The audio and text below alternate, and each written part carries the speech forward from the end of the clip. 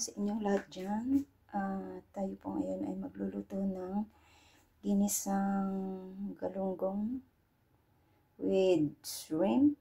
3 lang po yung shrimp ko at 2 pritong galunggong. So, igigisa po natin yan sa bawang, sibuyas, sa ginger,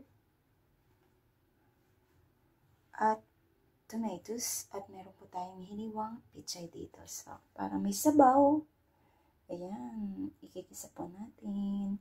So, samahan niyo po ako sa aking pagluluto for today para meron tayong mahigop na sabaw sa maulan na weather. Ayan. So, tara, luto tayo. Ayan, maglagay po tayo dito ng olive oil. Painitin po natin. So, ilagay na po natin unahin muna natin yung ating luya. Kaunting luya lang. At sa gilid naman ang ating garlic. At onion naman dito sa kabila. Sabay na sila. Maganda kasi pagsabay, langi-langi.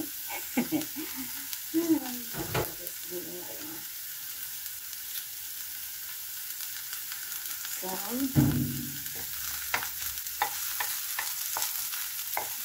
natin ang ating, at dito po, lagay ko yung ating shrimp.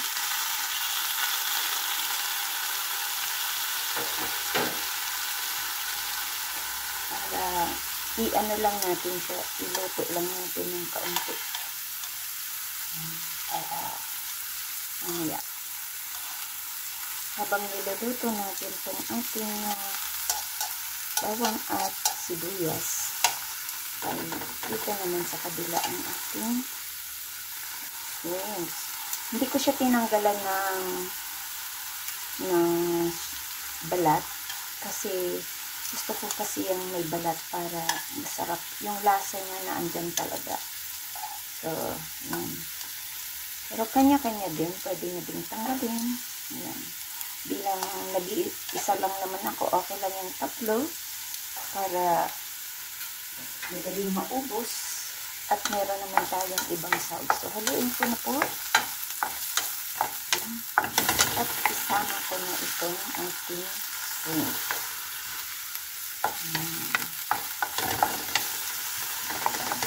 So dito, ilagay ko na yung kamatis.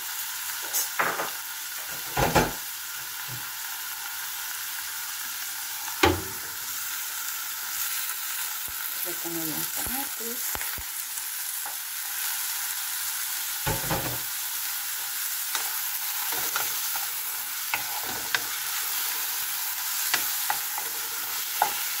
So, diba?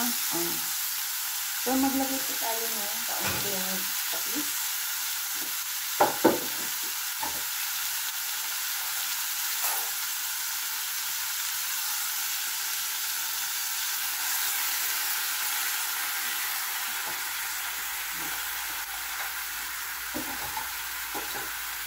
Black pepper.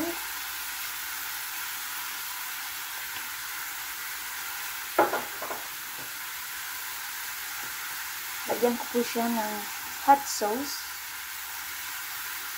Gusto ko yung may kagat. May simpa ito. At ilagay ko na rin yung sili. So, maglagay po tayo dito ng seasoning. Sa aking seasoning, magic sarap. Ewan ko lang sa inyo. Depende po sa inyo kung maglagay kayo ng seasoning or pwede rin hindi.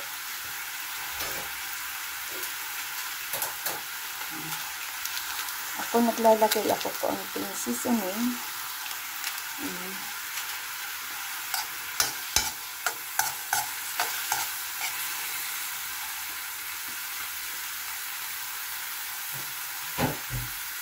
At ilagay ko na rin yung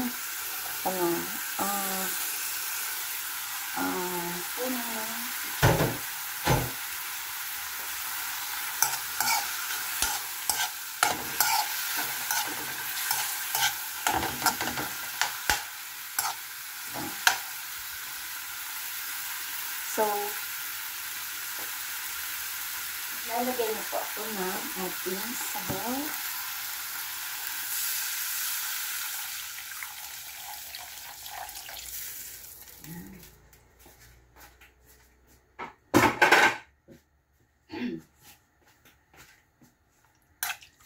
At pakuluin po natin muna bago ilagay ang ating mga dahon-dahon. Check natin kung okay ba yung sabaw. So, mag-add ako ng kaunting salt. Kaunti lang. Depende po sa inyong mga pantimpla at mga lasa. Ako kasi, para sa akin, too much salt is not good for my joints. So, konti-konti lang ako pag naglagay ng salt. So, ayan. Kumulo na siya. At ilagay ko na po yung ating pichay.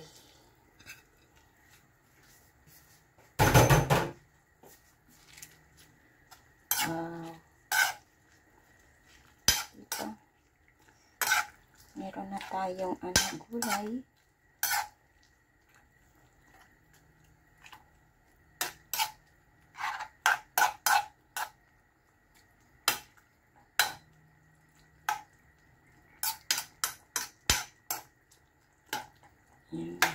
Ilagay ko na din yung pritong isda. Pwede din po nyo himayin kung ayaw nyo ng may tinik. At ako gusto ko yung may tinik. Yan.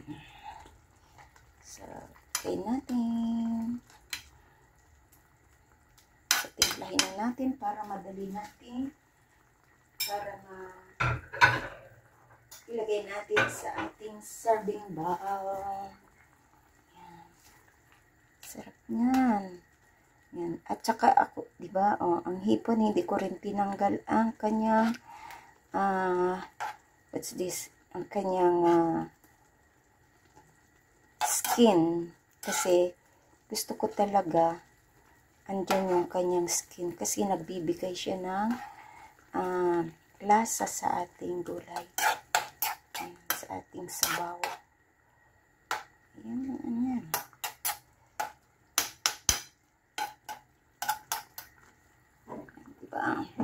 Ay.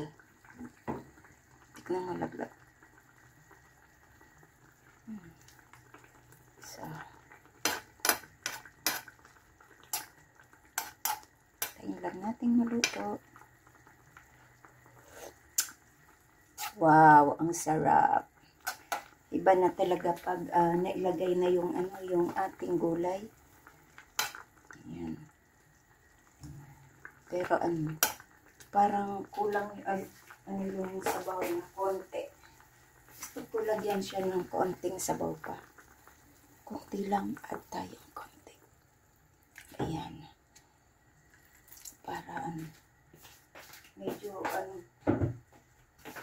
sabaw. So, ayan. Pwede na po natin hanguin. Ayan.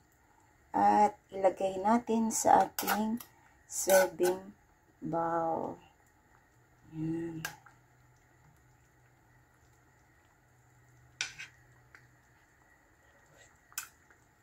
Sarap. Tamang-tama talaga yung lasa niya. Tapos may siya, meron siyang kaunting lasa ng isda at saka shrimp. Diba? Sarap paghaluin talaga tong isda at saka shrimp. Kasi, yung lasa niya talaga kakaiba. Try nyo po yan. Parang din, adobong baboy at saka manok. Pag hinalo nyo yan, ang sarap din. Tapos may itlog. Kaso hindi ako mahilig sa matataba. Bawal na po sa akin. Kasi senior na. So, ayan, thank you so much po. Shout out po sa mga nag-attend ng aking premiere for tonight. Mega love shout out sa inyo dyan. Thank you sa always na pag-support ng aking premiere, sa pag-watch ng aking mga video. Ayan, thank you so much. And ilagay na po natin sa ating serving plate or serving bowl. Ayan, luto na. Ayan, ilagay na po natin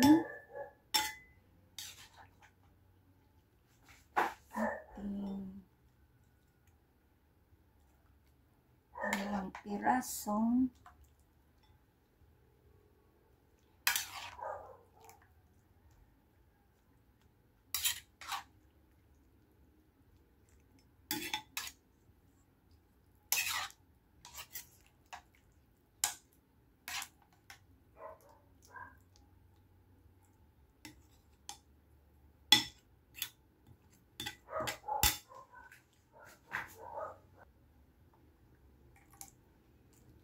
kain na po tayo. Oh, sarap na ito.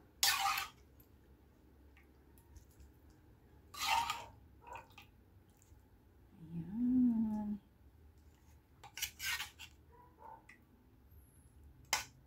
Ayan. At ang ating sili.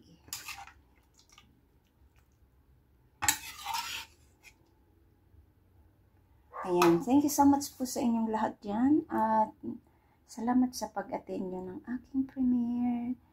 Ito po ang ating niluto na ginisang galunggong sa pitsay. Ayan, with shrimp. Ayan, thank you so much. And this is Laurie's Kitchen. Thank you, and sa hindi pa po nakasubscribe ng aking channel, please do subscribe and hit the bell button para lagi kayong updated sa aking mga lulutuin dito sa aking kusina na kaya ng budget, masarap na, healthy pa. Ayan, thank you. Kain na po tayo. Bye!